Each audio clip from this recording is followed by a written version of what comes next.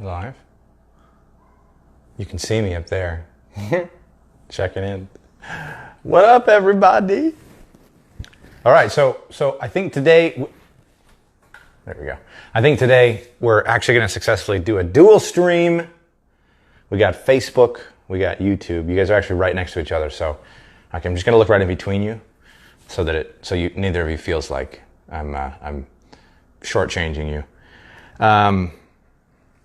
So I got some. I was inspired about a week and a half ago. A friend of mine, I was on the phone with him, and he said we were talking kind of about some of this content stuff that I've been putting out, and me focusing more on some personal branding stuff, and really just getting the message out there. I think that message, I think, is the wrong word, because I'm not really I don't really want to preach or anything, but I think that the story, what I've been through, what I've done, the decisions that I've made, I think are more important than anything else, which is why the podcast is what it is, because I really don't like the connotation of being like the person that's trying to tell you what to do.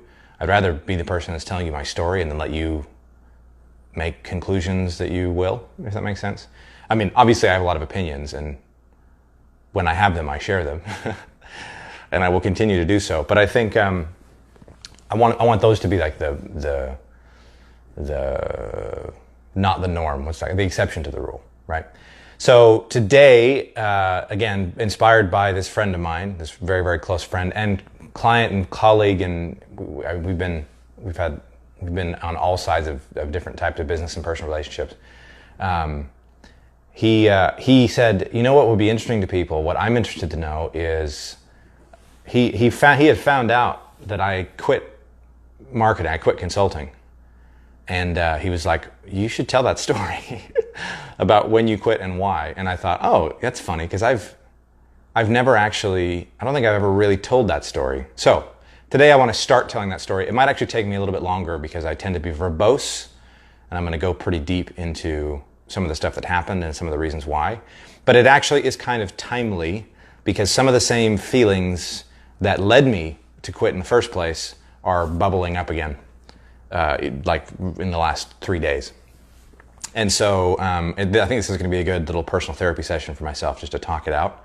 And so we'll see if that actually works. Also, YouTube, I apologize if the audio is terrible, because I can only run one mic. And so the mic's going to Facebook because Facebook gets more engagement. But I think anyway, I'm running the audio just through the iPad, so we'll see what happens.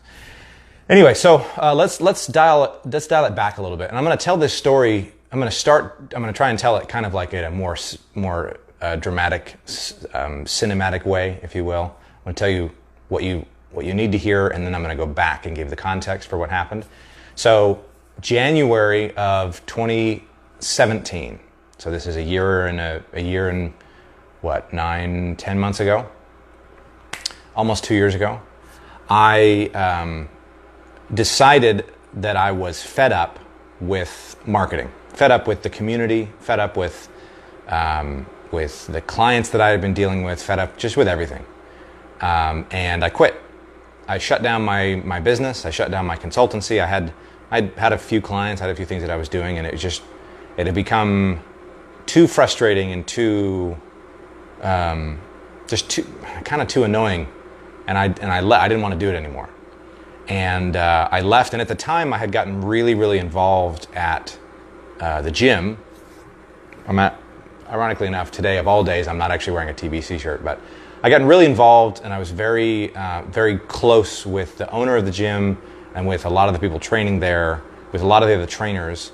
And I approached him and I said, hey, I'm looking to make a change, and I'm interested in potentially coming and teaching here. Teaching kickboxing, teaching Muay Thai, and a little bit of boxing as well. And he said, awesome. We actually been thinking if there was anybody from the team that we think would be really good as a teacher, we think that you would be. And I've always always really enjoyed teaching, whatever it is. And so it kind of fit. And I got into it, and I was teaching quite a bit. And while I was teaching, because I don't know if you know this, but teaching kickboxing is not, you don't make a lot of money there. I didn't, there's a lot of ways that you can go about it. Part part of the reason why I didn't make very much money while I was teaching kickboxing is because I like teaching classes more than I like teaching private lessons. And private lessons is where the money is. You can make a living teaching. It's not the same as the living you can make as a marketing consultant. And I think that one of the things that really annoyed me that I'd learned from this process, and that has kind of fueled some of what I'm doing right now, is the fact that I took for granted my ability to leverage my skill. Because in marketing, for consultants, for all of us, agencies, consultants, all this stuff, I don't think we really understand how good we have it, that we can, on demand, charge somebody what some people make in a month working 50, 60 hours a week. We can charge for one project, right? And that's a topic for another time, but it got really, really frustrating. Like that became something that I really sort of dug my heels into. But anyway, so I was more interested in teaching classes, wasn't really as interested in teaching the private lessons because I don't really know why. That's probably something that I need to dig into a little bit. But anyway, so I wasn't making very much money. And so what I would do, this is not the wisest decision, because the solution to the problem of not making very much money is to like be at the gym more, and then you get more personal clients. It's like if you want to sell more, like if you're in real estate, if you want to sell more, then you have to prospect. You have to find people that want to sell or buy homes, right? You can't just sit there and wait for them to come to you. And I kind of took that approach, partially because I'd been spoiled by the consulting world for so long, because I could do that. I've never really had to actively market or sell myself. People I've always word of mouth, referrals. And even to this day, I spend money on ads. I have an advertising budget, but I don't get any business from it. I know as of right now, I've spent probably, not a lot in comparison to a lot. Well, the battery just died on the light. I think I have another one. Let's see. I do. It's over there. Hang on. Pause for a second. I should have checked that.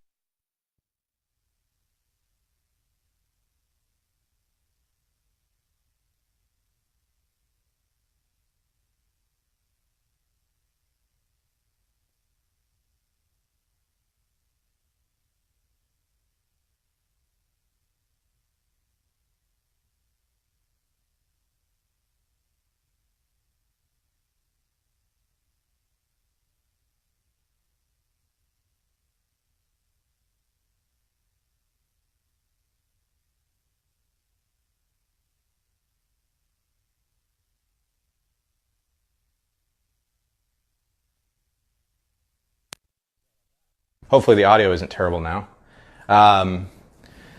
Anyway, so I didn't do a very good job of getting myself really embedded into that culture. And part of it, I think, was just, again, I was just so used to the old way of doing things. And I thought that for some reason that my value was the same, and that I could generate revenue and cash on demand like I had done before in consulting. And that's just not the case, right? You have to actually work. And so I spent about 4 months in that realm, and at the time, to supplement my income, I drove for Uber. So I have that I can add to my resume. Which a lot of people, I think, here's the funny thing, I think that a lot of people in my field and in my industry, and really just in the same, like in the consulting space, are doing Uber because they think they need it to make ends meet. And I think it's because that's a perfect microcosm of what I see the problem is, and what definitely was the problem for me, which is I didn't want to just stay at the gym and grind and just do it. I didn't want to just be there and take all the personal lessons that were there, or sell myself, or I'd rather just show up and teach classes because it's easier, and then go drive Uber. And I think it ended up being a problem. But what I want to do, though, to back up a little bit, so I did that for about 4 months, and then I ended up leaving that and going, and I got offered a job. Like I finally realized after a while that I wasn't making any money, and I couldn't pay my bills, and I was getting behind on car payments, and taxes and all sorts of stuff. And so I put a profile back up on Upwork, and I started getting some more gigs and meeting some people and doing some work for people. And then I was contacted directly about a position that I ended up taking, which led me to where I am now. The ironic thing is, the lead up I had before I went into teaching kickboxing, before I quit marketing, so to speak. And I like to be very dramatic about it, make such a big deal, because like it should matter to a lot of people that Brett Martineau quit marketing, blah blah blah. But I think so. There were two main factors that drove me away. The first, then, and it so happens that they align with the two clients that I had at the time. And I'm going to try and be very, I'm going to try and be as, what's the word I'm looking for? Politically correct? I don't know what the word is, but I'm going to try and be as diplomatic, that's the word, as I can about this. So I had two clients, and in general, my mind was divided in two ways with these clients that I was working with. On the one side, I had no idea what I was doing. It was the first time that I'd really gone out on my own, because this is what happened right after Frank. Frank and I parted ways. By the way, Frank Kern is a big marketer. A lot of people know his name, and he had offered me a job about a year before that. Wow, I just realized the story goes so much further. We're going to tell the story in reverse, apparently. Tomorrow, I guess I'll have to tell the Frank Kern story. So right before I quit, though, this would be December-ish, December 2016, January 2017. I was in a position where I had a relationship with one company that I thought was very toxic. They didn't, and I still hold this feeling.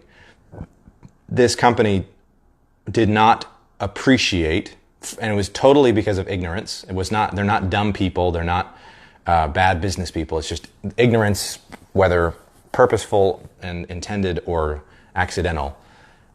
Ignorance as to what it is that it takes to run the technical side of marketing for a company, especially a company that size. And I didn't feel appreciated. I didn't feel like I was very well taken care of. And then, but in the same vein, in the same exact vein on the other side, I had a lot of business with some companies where I didn't have a clue what I was doing. And so when you don't know what you're doing, what it translates to is a lot of talk and a lot of conversation and a lot of continually trying to sell your value without having anything to show for it. And I feel like I look back, and the times leading up to me leaving marketing, I like to think it was this sort of dramatic thing, like marketing, clients are terrible, and like nobody gets it, and nobody gives me the credit that I deserve, and blah, blah, blah, blah, blah. But the truth is, at least 50% of the reason why I left was because I was scared that I didn't think I could land another client because I didn't know what I was doing for a couple of my clients, actually. Like, I was making it work, and I know, it's not like I was like floundering around not doing anything. Like, there was work that was being done, but I had kind of bitten off more than I could chew, and it was kind of scary. I mean, being in that position. And so, I still believe, even to this day, that there's a lack of context that's given around what people like me do. And I think we're not, this isn't like a sob story type thing where I'm trying to say everyone should just love us for who we are and not care about the results that we bring. Because I've said publicly, and I firmly believe, that people like me, are only as valuable as the results we bring. But at the same time, I feel like we are hampered in our ability to bring results by the people that are around us, by the people that pay us money. And I think, and it's not like things are all falling apart again right now. That's just a general thought that I've had for a long time, is that because there's a lack of real context to what it takes to be someone like me, and I'm sure anybody else that's consulting in the tech world like I am will do nothing but agree with me here. One of the biggest frustrations is giving a company or a business owner or an entrepreneur the context to understand that what actually it takes. And I always walk that fine line between how much do I tell them and put the burden on the customer, on the client, to understand and keep in mind that context. Like, okay, I can do that for you, but you have to understand this is what it takes. Yes, I can do that, but that means I'm not going to be able to do this and this and this, right? Or let me take an hour and walk you through everything that I'm doing so that you understand the context and you understand why I'm valuable versus somebody else. Like, I think that may be the big thing. The thing that really bothered me was I didn't feel like people really appreciated the fact that I was able to make connections that it would take other people longer to make. Just because of, again, I've said this a million times, but I believe it. It's not because I'm smart. It's just because I've seen a bunch of things. Like, I've been around for long enough. And I felt very often like sometimes I still feel like this, but I feel like what I'm doing is unappreciated because there's enough context around what it could be like. And again, part of that's because I don't give the context, but that's always a constant concern of mine. How much context do I give? How much of that burden do I put on the client versus, no, this is just how it is, and the only thing that matters is results. So there's kind of a balance there. Results are what matter, true, but also I'm a human being, a person, and I have expertise, and I've been here a long time, and I can do it better than anybody else can do it, and I know exactly what needs to happen.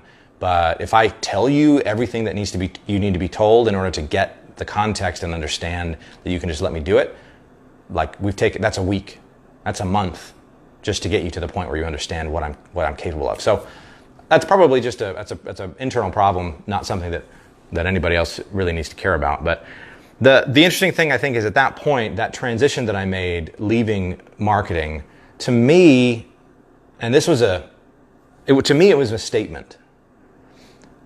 Admittedly, it was a statement to an audience of two, because Sue was here with me through the whole thing, so she knew, and she got to hear all of my rants and raves about it. But it was a statement, and it's a statement that I want to make, like I said, in a little bit more diplomatic way, but a little bit more Broadway, right? A little bit broader of a statement that I want to make and that I want people to understand is it's very, very difficult for a business owner that doesn't have any context around what it is they're asking for to get results from somebody. Because regardless of the amount of success and money and everything that you have, the people that you bring on into those positions are capable of things if you let them do it. But a lot of times you can't. Anyway, I feel like I started this with a little bit more direction than I have ended it.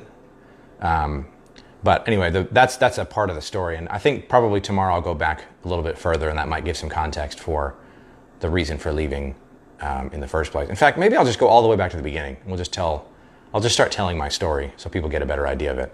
So this is all out of context, which is so ironic considering everything I just talked about was about context. I'm going to tell this story again in the context of the thing, but at least this is like the teaser for the whole story. This is like not the most recent part of the story, but like a part of the story. So anyway, tomorrow we'll go back to Infusionsoft itself. I want to talk about, I'll talk about what it was like in the early days when there were less than 10 employees at Infusionsoft. And when literally our entire office was smaller than this apartment that we're in right now. Talk about some of the stuff that happened there, and then we'll just kind of go from there. So anyway, thanks for indulging me. Happy Monday. I hope that your day and your week is great. I'm actually excited about this week. We've got a lot of cool stuff that's going on. And check out the website, brettmarno.com. It's got a redesign on it, so there's some new stuff there you can check out. Also, check this out. Dude Lunch. Greg Jenkins, Josh Bredtow, Michael Edelman, and myself get together every couple weeks, and we have lunch, and we always talk about cool stuff. And so we decided, let's record it. And then we decided, let's go live with it. So we're official. It's first of all, we have a YouTube channel. We have a website. We're on iTunes, Spotify, Google Podcasts, Stitcher, basically everywhere. You can go to dudelunch.com to get access to the most recent 2 episodes that we have done, as well as Subscribe to us on YouTube, on iTunes, on Google Podcasts, all those different places. You can also go to anchor.fm/dude lunch, just one word, if you want to, if you prefer Stitcher or Pocket Casts or any of those, you can subscribe to us there. So anyway, we will see you all on a later day, actually tomorrow. I'll see you all tomorrow, and hopefully I'll get an audio situation a little bit better figured out for YouTube. Anyway, peace.